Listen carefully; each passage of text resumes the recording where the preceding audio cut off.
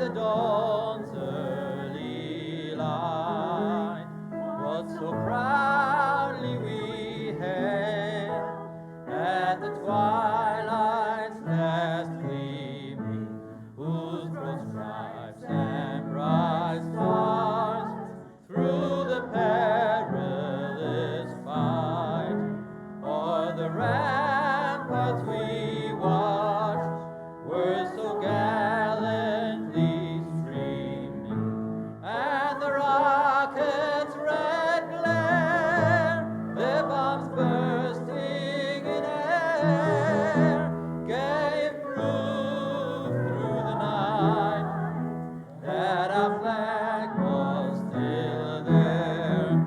Oh, say does that star-spangled banner yet wave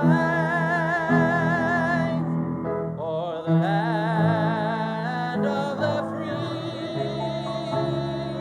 and the home of the brave?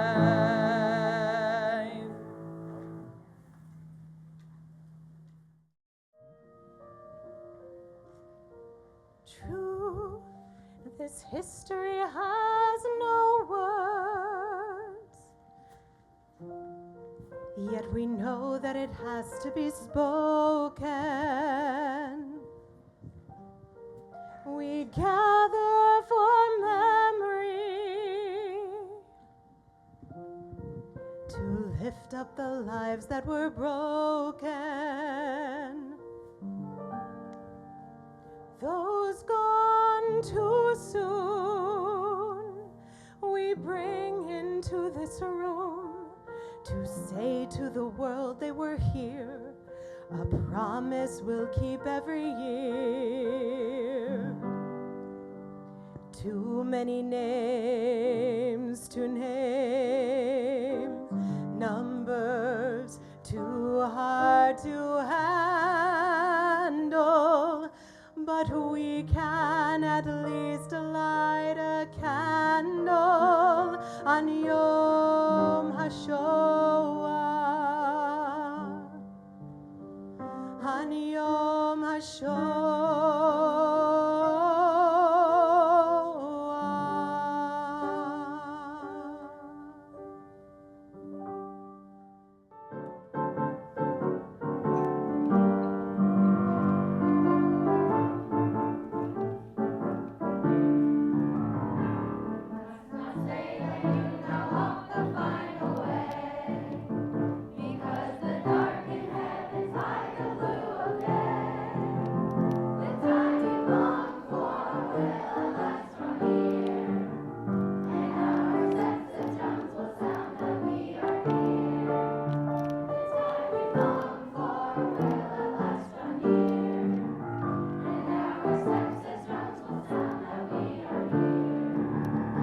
Sorgnet kein mal als du gehst dem letzten Weg, wenn Himmeln bleien, verstellen bläue Tag.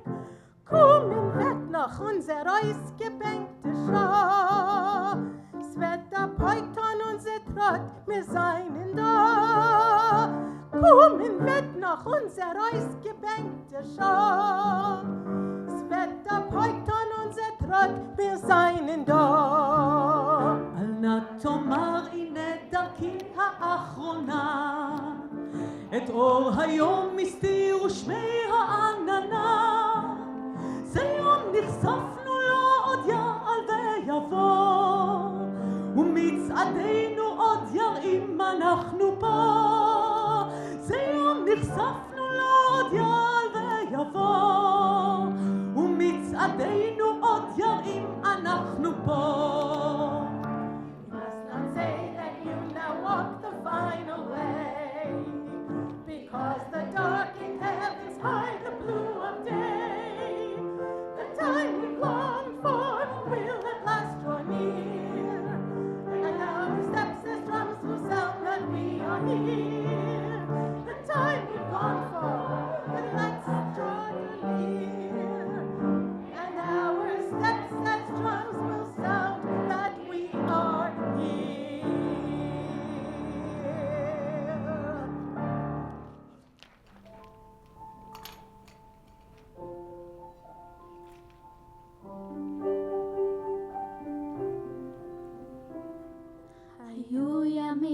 ימים ימי בצורת, פניי יבשו כסדק אדמה, צדיק עמל ולא נותר לי קצורת. שאלתי, לחשתי, בשביל מה? החורף שוב היכה בי קור כחרב, והמבט כוסה גרירי בשתי עיניי, ומסתיקי קירות ניבט העצב. שאלתי, לחשתי עד מתי,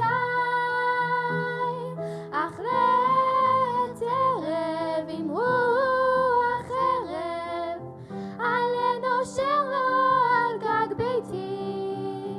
אני יודעת, אני שומעת, מישהו הולך תמיד איתי, אך לעת ערב עם רוח ערב, עלה נושר לו על גג ביתי.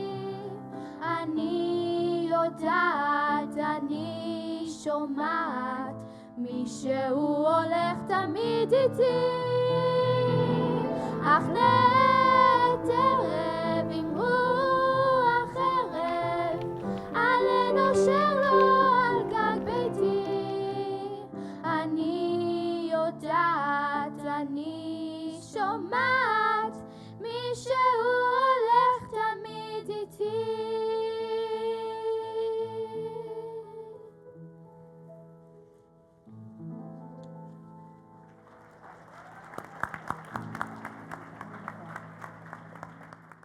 We come together tonight as free men and free women. We meet in confidence. However, for Jews, this was not always so. In the 1930s, most of the Jews of Europe faced each passing year with increasing dread. Fascist anti-Semitic regimes ruled most of Eastern Europe. They supported national boycotts of Jewish businesses and placed increased hardships on Jewish life. No Western country would accept Jewish immigration. Worst of all, there rose the specter of the most virulent anti-Semitism the world has ever known, that of Hitler and Nazi Germany, the Nuremberg Laws, and Kristallnacht, the Night of Broken Glass. On our Shoah Seder table are items that may look familiar to you and others which might look out of place at a Seder table. Just like the Passover Seder, our Seder has special foods which have a special meaning. First, we turn our attention to the bowl of salt water that is on the table. Today, we think back to our own labors and losses. The salt water symbolizes the tears that we and our loved ones have cried. We remember the Holocaust with the Haggadah, a telling to bear witness to the greatest tragedy ever to befall the Jewish people, and also to our renewal, as in times of old. This tragedy we retell surpasses even the slavery in Egypt 3,300 years ago, recalled last week. It surpasses the destruction of our ancient temples and the exile from Spain in 1492. This tragedy occurred in our times. It ended just 70 years ago. We recall now the Holocaust, in Hebrew, HaShoah. It was the planned murder of the Jews of Europe between 1939 and 1945 by Nazi Germany and its leader, Adolf Hitler, Yimach Shemo. My name is Elizabeth Deitch, and I'm a survivor. I grew up in a small town, Bodrokerestur, in Hungary. I was 12 years old when the war started in 1939. It didn't affect my family at first. Slowly things changed. All the Jews were required to wear a yellow star on their clothing. We had 5 p.m. curfew. Food was rationed. In 1941, men were sent to labor camp. My father was a beautiful man. He had a big beard and the bluest eyes. When he eventually came home in 1943 from the labor camp, he looked like an old man. The life in his eye was going. In March 1944, everything changed. Passover just finished. It was a Saturday evening. A neighbor knocked on our door, told us all the Jews had to go to the synagogue by Monday morning. We know we are going somewhere far away. My sister and my mother started baking so we could at least have something to eat. We packed a few items.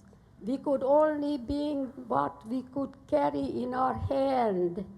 Then we left our house Monday morning for the synagogue. We didn't even bother to clean the house or lock the door. We arrived in the synagogue. We were surrounded by SS men and Hungarian police. They would direct us, sit down, get up, and if you did not move fast enough, you got hit. Soon after, we were herded like animals into a cattle car. We rode until we arrived in a large city, which was home to the ghetto. We were there for about 4 weeks. During those 4 weeks, every move was watched. There was nothing we could do without an SS man guarding us.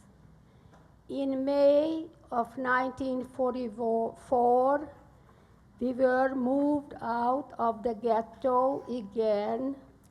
We were shoveled into a cattle car like animals.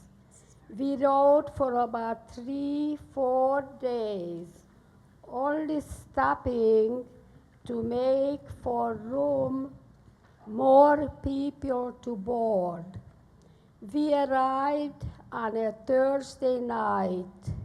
My father was a tall man and was able to see out on a small window. He saw flames coming out of a tall chimney from a large building and smelled the smoke. And he said, "We came to hell." And he was right. It was hell, named Auschwitz-Birkenau. The next day, early in the morning, the car doors opened. The SS men screamed, "Schnell, schnell," and we were rushed out of the cars. We were split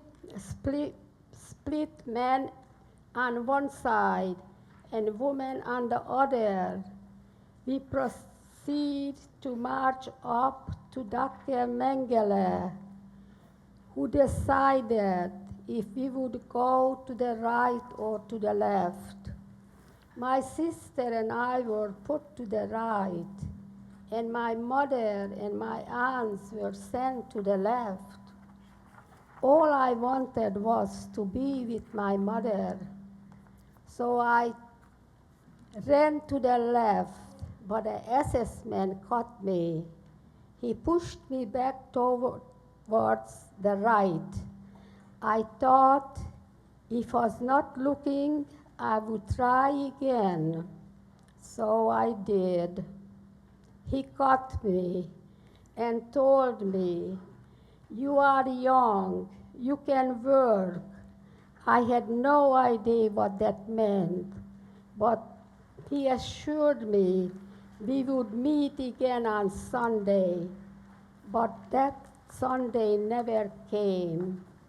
A few days after arriving, a Polish girl told us, "You are never going to meet your family. You see that building with the chimney? They killed them instantly." We started to cry. Nothing mattered anymore. Our humanity was lost as Auschwitz. We were reduced down to a number 9. Mine is A6145. Our days consisted of marching, standing in line, and working.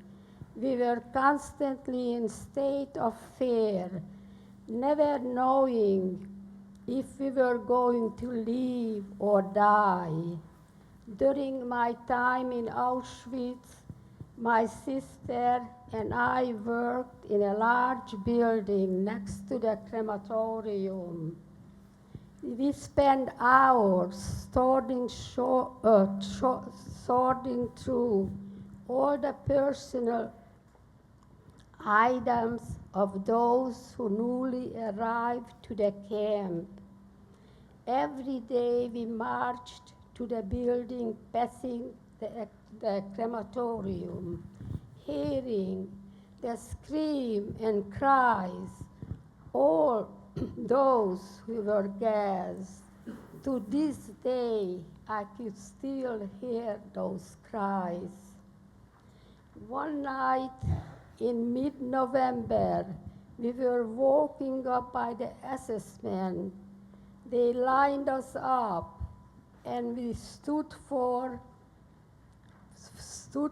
hours. Finally, they took us into the cattle car. Again, we stood there for hours until finally the car started to move. We thought we were saved. We thought we were going home. But instead, we ended up in Belgium. I just like to light this candle for the 1.5 million children who perished in the Holocaust.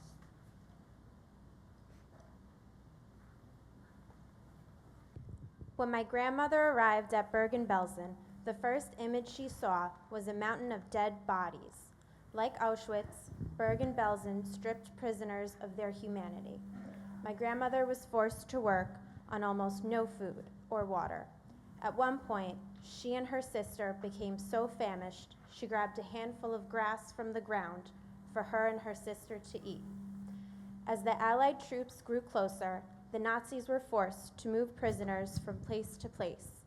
After a month in Bergen-Belsen, my grandmother was sent to Braunschweig, a bombed German city destroyed by the war. My grandmother was forced to clean rubble on the streets in the dead of winter, wearing clothing that barely kept her warm. One day, while cleaning a bombed cellar, she came across a pile of potatoes, blackened from ash. She was so hungry and desperate for food, she ate the blackened potato, and it was the best food to touch her lips in months. After her time in Braunschweig, my grandmother was moved to Bendorf, a small industrial town known for its mining and factories. My grandmother's job was to assemble artillery for the German soldiers. She worked there until April of 1945. During the end of April, the Allied forces were closer than ever. My grandmother and the others were once again forced into cattle cars and rode for days on end with no destination in sight. Finally, after days of riding back and forth, the cattle cars arrived at what was left of Buchenwald. My grandmother recalls the empty fields and the SS men yelling at them to lay down flat on their faces with their arms above their heads. This was it, she thought. My grandmother knew she was going to be killed. She and her sister started saying their prayers. Suddenly, they heard the SS men start to run away, leaving behind all their artillery. My grandmother didn't know what to do. They were then surrounded by soldiers from the International Red Cross. The war was over, and my grandmother was human again. Many survivors may not like to relive the horrors that they once experienced. My grandmother prides herself on upholding the phrase, never forget. She spends countless hours in middle schools and high schools retelling her story so future generations, in fact, will never forget. My grandma Betty is my hero. She has managed to take one of the darkest periods of history and use it as a teaching lesson for Fairfield County's youth. My grandmother's determination and strength inspire me on a daily basis, and I hope they have inspired you tonight. Thank you.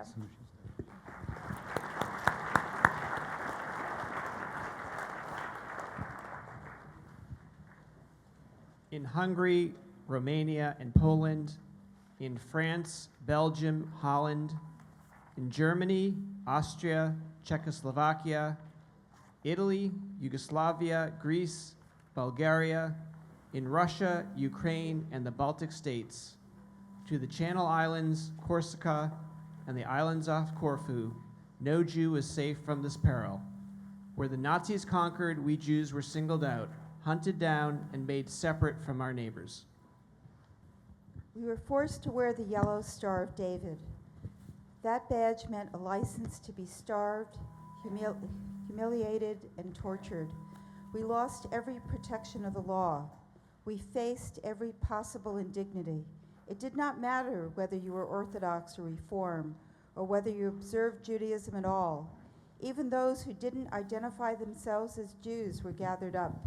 If you had any Jewish blood or ancestry, you were the number one target of hatred by the relentless Nazi state.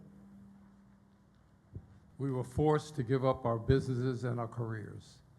Our possessions and family heirlooms were routinely looted.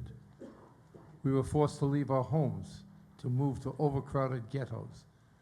We were systematically starved, subjected to slave labor and medical experiments. The least resistance, just talking back to an SS thug, meant being shot like a dog. No questions asked. And when we didn't die fast enough, the Nazis invented a new mechanized plan for our annihilation. Their new machines of doom, the gas chamber and the crematoria. Our mothers, fathers, sisters, and brothers, 1.5 million Jewish children, all of them murdered in cold blood. No Kaddish, no Yizkor, no marker, no mercy. Lost to the smokestack of death, their little bodies turned to ash. We couldn't believe it. We didn't want to believe the evil and the Nazis had in store for us. The Germans had always been a cultural people, so we hoped for the best. The Nazis fed our hopes with lies and deception. The program was called Resettlement to the East. As we were packed into cattle cars, music played, and the sign entering the camp said, "Labor makes you free." Finally, we were told to strip for delousing. We waited for water from the shower heads, but no water came. It was gas, farm pesticide Zyklon B gas that ended our lives. By 1945, the Nazis had murdered 6 million European Jews. They represented 1/3 of the Jewish people.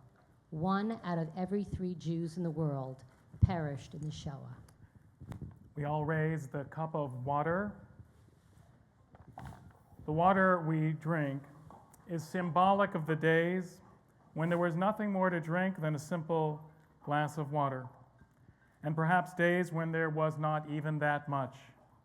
As we consider what it means to lack the basic means of survival and to be oppressed with great sorrow, we raise our glasses of water and we say the following blessing: Baruch atah Adonai Eloheinu melech haolam she'akol niyeh bidvaro. Blessed are you, Adonai, our God, ruler of the universe, through whose word the world came to be. Now we all take a piece of the brown bread.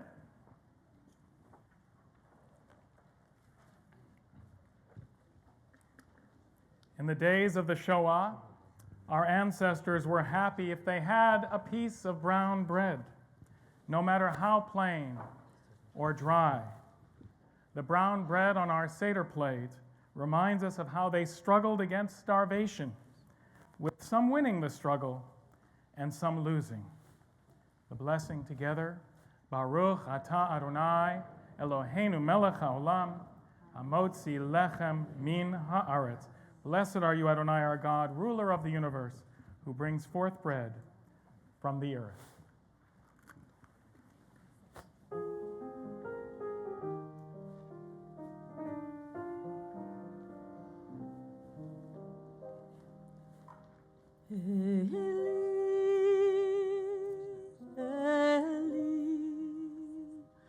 שלא ייגמר לעולם החול והים רשרוש של המים ורק השמיים תפילת האדם החול והים רשרוש של המים ברק השמיים תפילת האדם. Oh God, my God, I pray that these things never end. The sand and the sea, the rush of the waters, the crush of the heavens, the prayer of the heart, the sand and the sea, the rush of the waters, the crush of the heavens, the prayer of the heart. Eli, Eli, שלא ייגמר לעולם החול והים רשרוש של המים ברק השמיים תפילת האדם החול והים רשרוש של המים ברק השמיים תפילת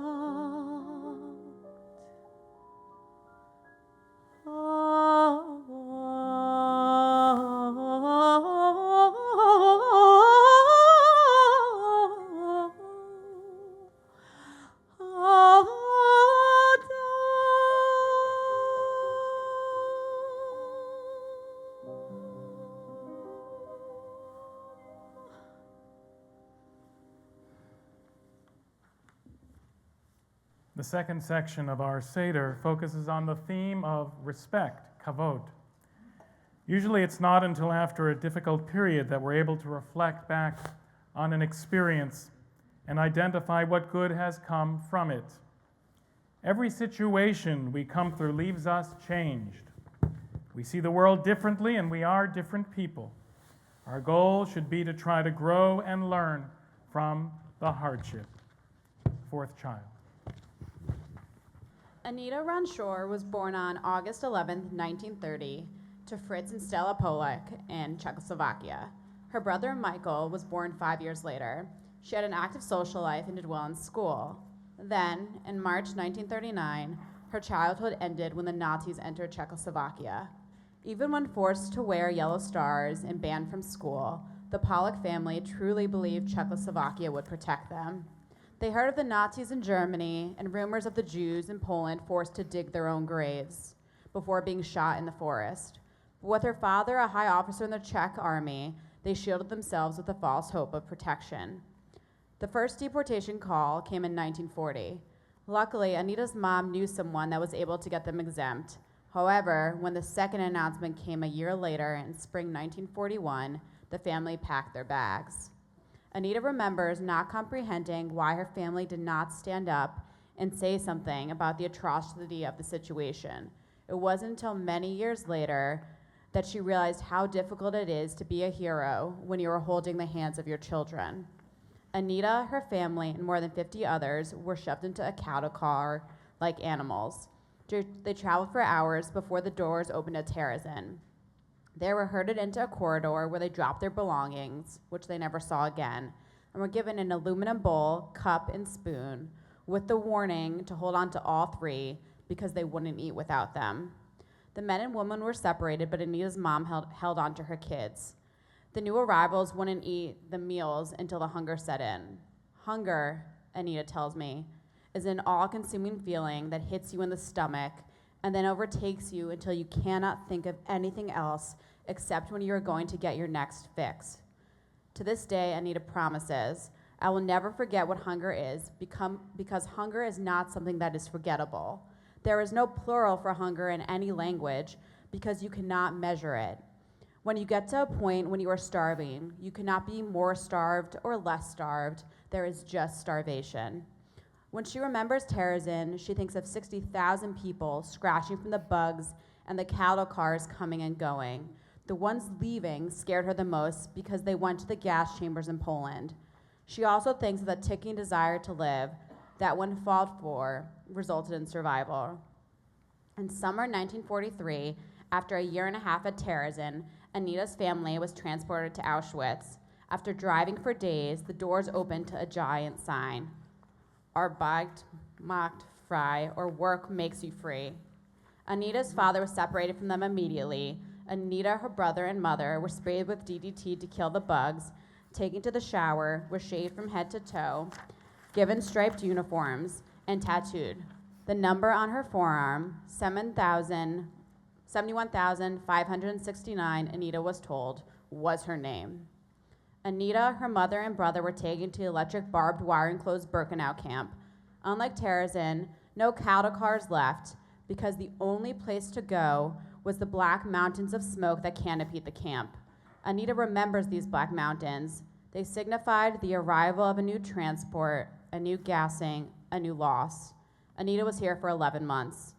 In summer 1944, an announcement came asking for healthy 18 to 50-year-old men to go to labor camp in Germany.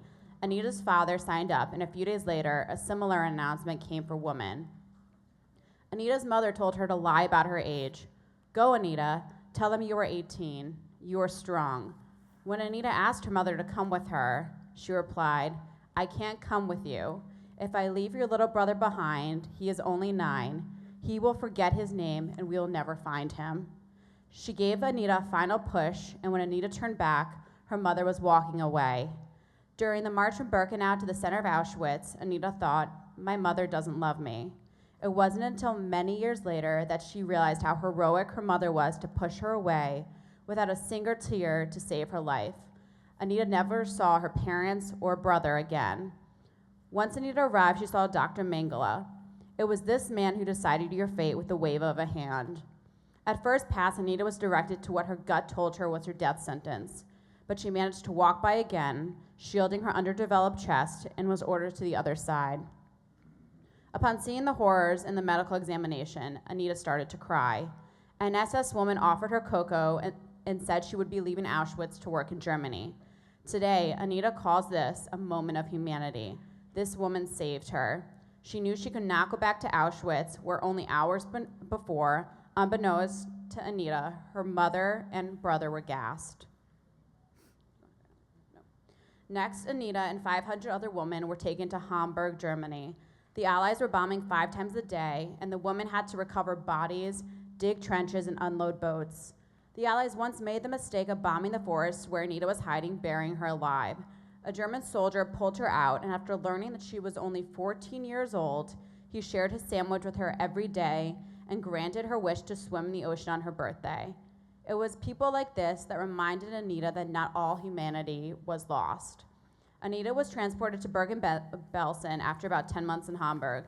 This was one of the only concentration camps in Germany that hadn't been liberated, and people were arriving daily. It is said that Anne Frank died here 6 weeks prior to liberation, which is about the time Anita arrived.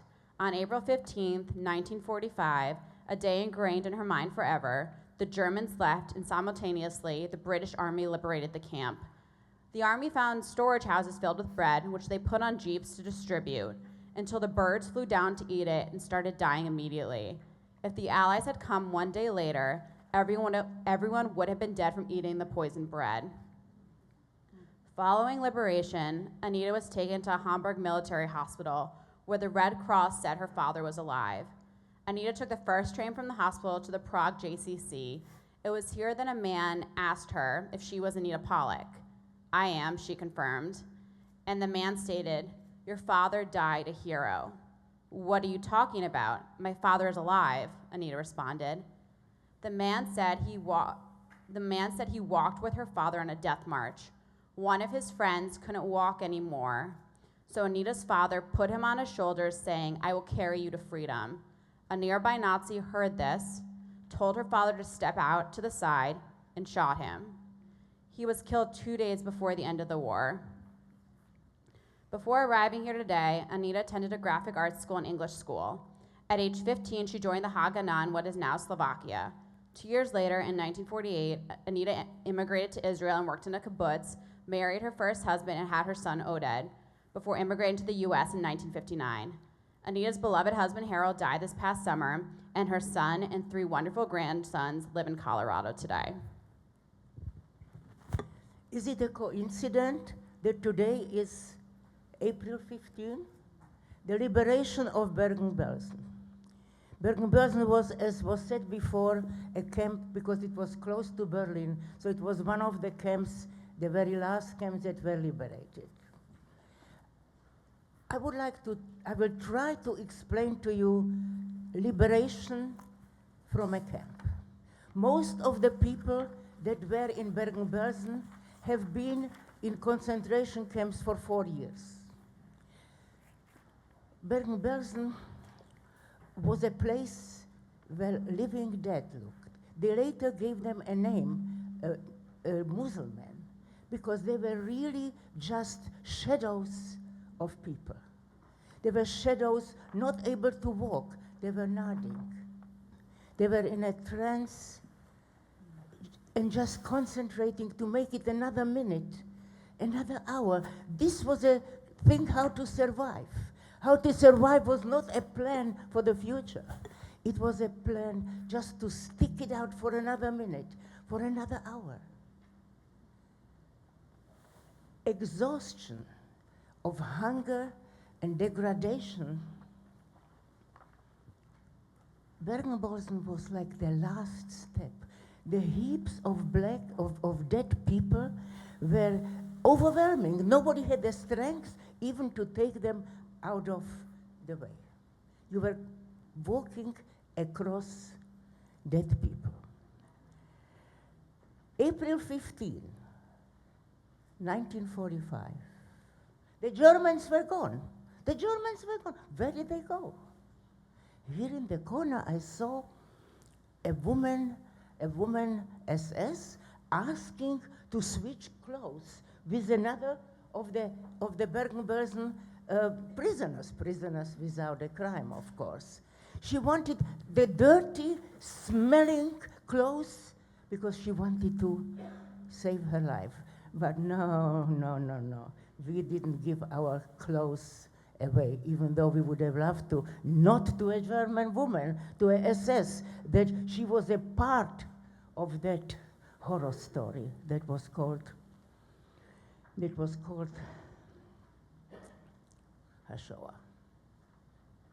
I got a call before I came here from one of my father's cousin, and he said today was Yom HaShoah in Israel. All the cars stopped, everything stopped. And he wanted to call me and tell me that Israel is behind all those of us that we survived. That in Israel we are celebrated as heroes. I must tell you that I feel very good when I go and speak to the young people in schools. I feel they are riveted on what I am saying. They are riveted, they want to know, they want to understand, and I ask them to make a commitment to themselves, to make a commitment that they will not be bystanders, to make a commitment that they will not let anything like this happen. And I can see how they are enthusiastic to make a better world. And I'm so grateful that I have the opportunity to empower the young people, because the young people are our future. Unfortunately, we are leaving behind us a world that we did not dream about. But the young people, they promise to themselves, you feel power. And I would like to finish on this note. Yes, there will be a better world. Yes, it will never happen again. Amen. The burnt egg on our Seder plates symbolizes the Jewish generations never to be born, and is a reminder of the crematoria used to complete the destruction of our martyrs. The burnt egg commemorates the suffering we endured. We place the egg in salt water to remind us of our tears and loss. The Passover Seder relates the story of the 4 children who understand the exodus from Egypt in different ways. These 6 raisins embody the 6 million Jews destroyed by the Nazis, while the world stood by and did nothing. This dried, shriveled fruit helps us to never forget the unbearable thirst, hunger, and cruel destruction of 2/3 of European Jewry. As we remember the Exodus, so we remember the 6 million. Ani ma'amin. It was the prayer of the camps. Ani ma'amin be'emunah shlema. I believe with complete faith in the coming of justice to this world. Though we face setbacks, forces of good may tarry. I will not give up our quest. I will seek justice and righteousness. I will seek to make this world a better place for all people today and tomorrow. To this, in their memory, I pledge myself. Ani ma'amin.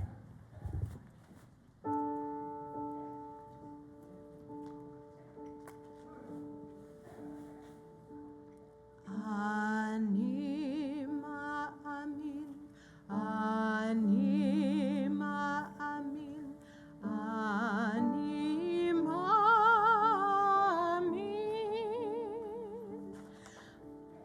ani ma'amin.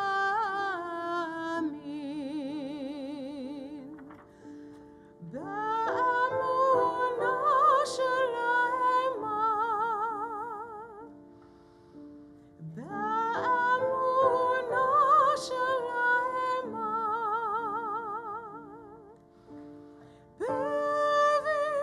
beviat HaMashiach, beviat HaMashiach, ani ma'amin. Beviat HaMashiach, beviat HaMashiach, ani ma'amin. Ani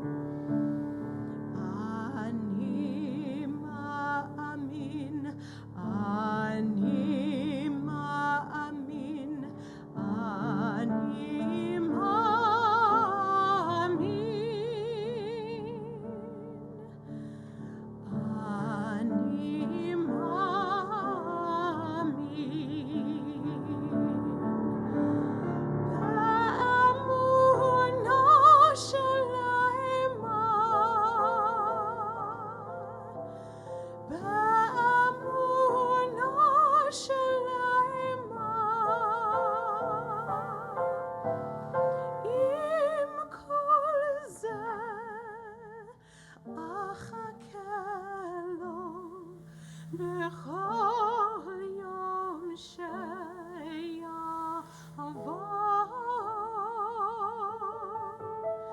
עם כל זה אחכה לו בכל יום שיעבור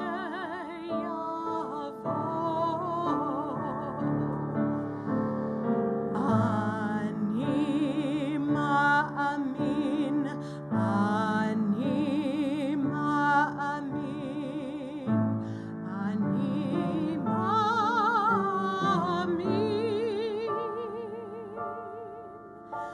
אני מאמין.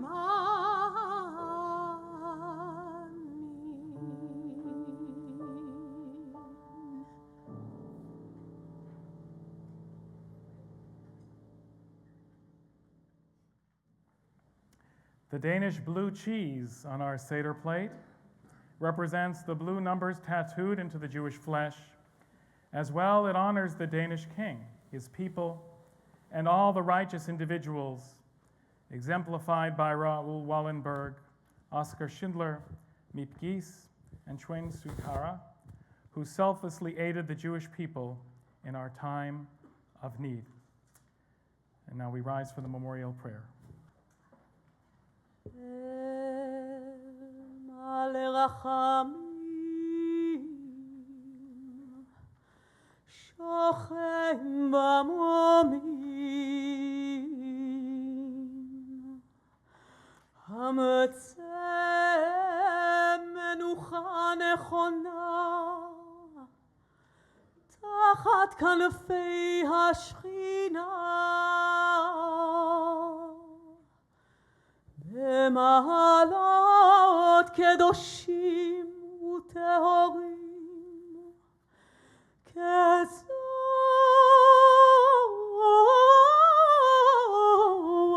רקיע מזהירים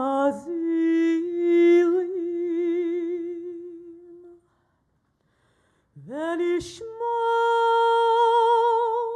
כל אחינו בני ישראל שנטבחו בשואה,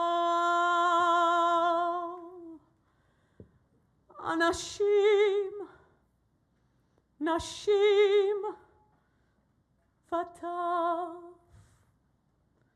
שנחנקו ושנשרפו ושנהרגו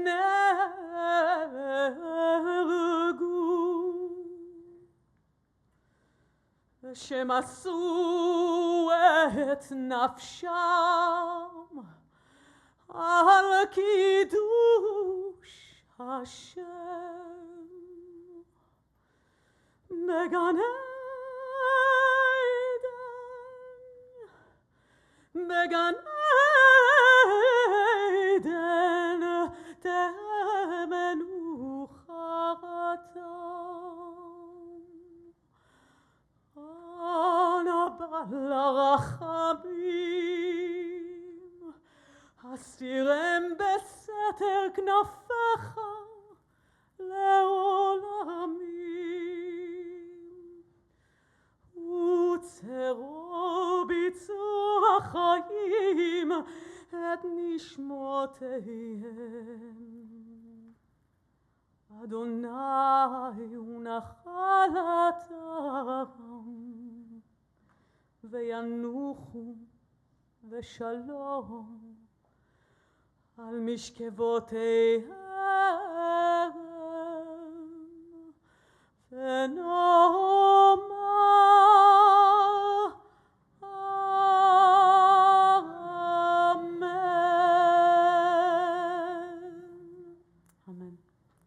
Exalted, compassionate God, grant infinite rest in your sheltering presence among the holy and pure to the souls of our brothers and sisters who perished in the Shoah, men, women, and children of the house of Israel who were slaughtered and suffocated and burned to ashes. May their memory endure and inspire deeds of charity and goodness in our lives. May their souls thus be bound up in the bond of life. May they rest in peace. And let us say, Amen. Amen. At the Passover Seder table, we set aside a cup for the prophet Elijah. It is said that Elijah will usher in the coming of the Messiah, and for this we hope each year. But in the Bible, when God took Elijah up to heaven in the fiery chariot, who was left behind in this world, it was his disciple and friend Elisha. It was he who remained behind on earth to continue God's work. Today we acknowledge that there is no one to do the work for us. We will continue to toil and strive for tikkun olam, for repair of the world, as Elisha the prophet did. Therefore we honor God's servant Elisha by placing on our table the cup of Elisha. For like us, it was he who remained behind to carry on God's mission of making this world a better place. Why don't we join together up here? Mourner's Kaddish. Yitgadal, Kishinev, V'yitgadash, Warsaw, Shmei Rabbah, Auschwitz, V'alma Divrach Yerute, Dachau, V'amlich Malchute, Buchenwald, V'chayechon Uv'yomechon, Treblinka, Uv'chaye Dechol Beit Yisrael, Theresienstadt, Ba'gala Uvizman Kariv, Bergen-Belsen, V'imru Amen. Yehei Shmei Rabbam Avarach Li'olam Alamei Almaya. Yitbarach V'yishtabach Chelmno. V'yitba'ar V'yitramam Mauthausen. V'yitnaseh V'yitadar Plasha. V'yitaleh V'yitalal Ravensbrück. Shemei Dekutsha Brichu. Liela Minkol Berchata Vilna. V'shirata Belgic. Tushbechata V'nechamata Sachsenhausen. Damiran Bialma Maidanek, V'imru Amen. Yehei Shlama Rabbamin Shemaya, V'chayim Aleinu Bial Kol Yisrael, V'imru Amen. Oseh Shalom Bimromav, Uyaseh Shalom. Aleinu Bial Kol Yisrael, V'imru Amen. Oseh Shalom Bimromav. Shalom Aleinu ve'al kol Yisrael ve'imru Amen. Ya'aseh Shalom, Ya'aseh Shalom, Shalom Aleinu ve'al kol Yisrael, Ya'aseh Shalom, Ya'aseh Shalom, Shalom Aleinu ve'al kol Yisrael.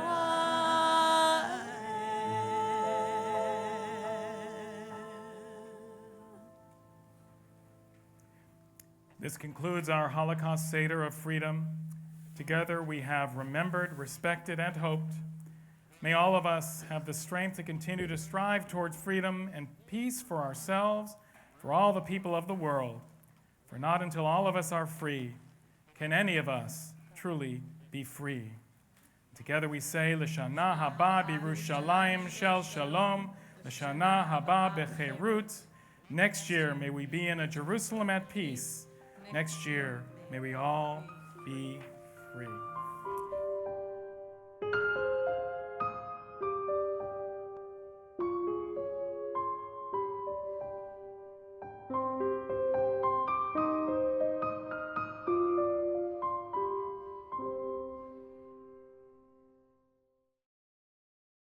We would be pleased to send a complimentary DVD of this program to anyone who wishes to support JBS, the Jewish Broadcasting Service, with a tax-deductible gift of $36, double chai or more, to the nonprofit organization Jewish Education in Media. Simply visit the JBS homepage and click on the Donate button to make a donation by PayPal or your credit card. And please indicate the program for which you would like a DVD. Or you can send your tax-deductible check made out to JEM, To Jim, Post Office Box 180, Riverdale Station, Bronx, New York 10471. And again, please remember to indicate which program you would like to receive with our compliments. And we thank you for your kind support.